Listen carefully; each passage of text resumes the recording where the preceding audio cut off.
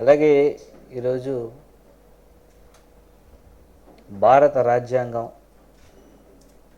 ఆంధ్ర రాష్ట్రంలో అమలు కాబడట్లేదు అనడానికి ప్రత్యక్ష నిదర్శనం ఈరోజు కాకాని గోవర్ధన్ అన్న వైఎస్ఆర్ కాంగ్రెస్ పార్టీకి సంబంధించి పార్టీ బలోపేతానికి అలాగే ఈ జిల్లాలో ఎవరికి అన్యాయం జరిగినా వాళ్ళ వైపు నుంచి వైఎస్ఆర్ కాంగ్రెస్ పార్టీ తరఫున వాయిస్ వినిపిస్తూ వాళ్ళకి న్యాయం జరగాలని ఫైట్ చేస్తున్నటువంటి ఆయన గొంతు నొక్కాలని ఈరోజు రెడ్ బుక్ రాజ్యాంగాన్ని అమలుపరిచి ఆయన మీద అక్రమ కేసులు బనాయించి లాస్ట్గా ఆయన బెయిల్ వస్తుందేమో అని ఎస్సీ ఎస్టీ కేసులు కూడా వాడుకోవడం జరుగుతుంది.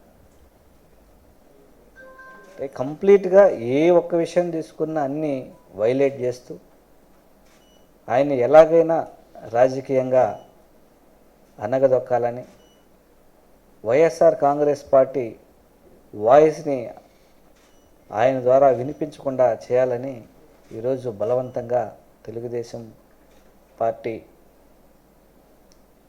కుట్రపూరితంగా ఆయన మీద కుట్రలు చేస్తున్నారు.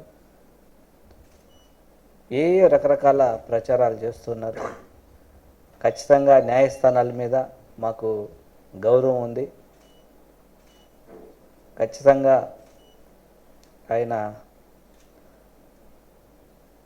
కోర్టులో ఫైట్ చేసి నిజాయితీగా బయట వస్తారనే నమ్మకం మాకు ఉంది. వీళ్ళు ఎన్ని కుట్రలు చేసినా ఎన్ని కుతంత్రాలు చేసినా అవి కోర్టుల ముందు నిలబడవనే విశ్వాసం మాకుంది. ఈరోజు ఎక్కడ చూసినా నెల్లూరు జిల్లా అలాగే తిరుపతి జిల్లాలో అక్రమ మైనింగ్ వారు చేస్తూ వైఎస్ఆర్ కాంగ్రెస్ పార్టీకి సంబంధించినటువంటి నాయకుల మీద బురజల్లే కార్యక్రమం చేస్తూ ఉన్నారు. అలాగే నిన్నటికి నిన్న మేరుగు మురళన్న కూడా ఏడైతే అక్రమ మైనింగ్ జరుగుతుందో అదంతా విజిట్ చేయడానికి ముందుకెళ్తుంటే అక్రమంగా హౌస్ అరెస్ట్ చేయడం జరిగింది. అలా చేసే కార్యక్రమాలన్నీ వాళ్ళు చేస్తూ వైఎస్ఆర్ కాంగ్రెస్ పార్టీ మీద బురద జల్లడం కొత్త సాంప్రదాయాన్ని ఈరోజు తీసుకొచ్చారు. నిజమైనటువంటి మైన్ ఓనర్లు కూడా బయట దేశాలకి ఎక్స్పోర్ట్ చేసే పరిస్థితి లేదు. ఏ ఒక్కరికి పర్మిట్లు ఇచ్చే పరిస్థితి లేదు. ఉన్నటువంటి మైన్ ఓనర్లందరినీ భయభ్రాంతులకు గురి చేసి మీరేదైనా ఇతర దేశాల నుంచి ఏమన్నా ఆర్డర్స్ వస్తే అవి కూడా మేమే చేయాలి అని. తద్వారా ఏమైంది, మొత్తం మైనింగ్ యాక్టివిటీ మొత్తం ఆగిపోయింది. ఈరోజు మనం చూస్తే ముందుటికి ఇప్పటికి జిఎస్టీ కలెక్షన్స్ ఎన్ని పడిపోయినాయో తెలుస్తాం.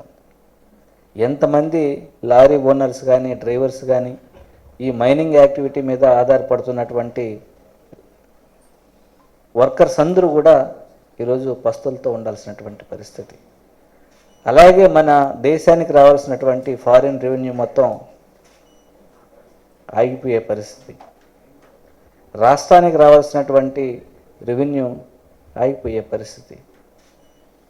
ఈరోజు అదనంగా ఈ ఫ్యాక్టరీకి సంబంధించి ఎవరైతే మైనింగ్ దీనికి సంబంధించి దాని రిలేటెడ్గా ఇండస్ట్రీస్ పెట్టున్నారో ఈరోజు మెటీరియల్ లేక వాళ్ళు ఎక్కువ ప్రతి నెల ఈ కరెంట్ ఛార్జీలు కావచ్చు, ఈఎంఐలు కావచ్చు, అన్నీ ఈరోజు పరిశ్రమలు మూతపడే పరిస్థితి.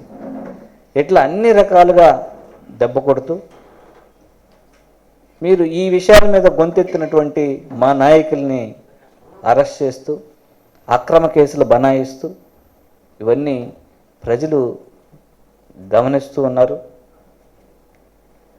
ప్రతి వర్గం ప్రజలు కూడా వాళ్ళకు జరుగుతున్నటువంటి అన్యాయాలని గుర్తుపెట్టుకొని రాబోయే రోజుల్లో మీకైతే బుద్ధి చెబుతారు. ఇవన్నీ మాట్లాడుతున్నారని కాకాని గోవర్ధన మీద లేనిపోని అభాండాలు వేయడం, లేనిపోని అభూత కల్పనలు సృష్టించడం భావ్యం కాదు. ఖచ్చితంగా వైఎస్ఆర్ కాంగ్రెస్ పార్టీ సమర్థవంతంగా వీటి మీద ఎదుర్కొంటుంది, పోరాడుతుంది. అక్రమ కేసులకు కానీ అలాగే అక్రమ నిర్బంధాలకు కానీ భయపడి ఈ ఉద్యమాల్ని జరుగుతున్నటువంటి అన్యాయాల్ని ప్రశ్నించకుండా ఉండము. ఖచ్చితంగా ఎక్కడికక్కడ ప్రశ్నిస్తాం, ఎక్కడికక్కడ అన్యాయాల్ని అడ్డుకుంటామని తెలుగుదేశం పార్టీ వాళ్ళని హెచ్చరించడం జరుగుతుంది.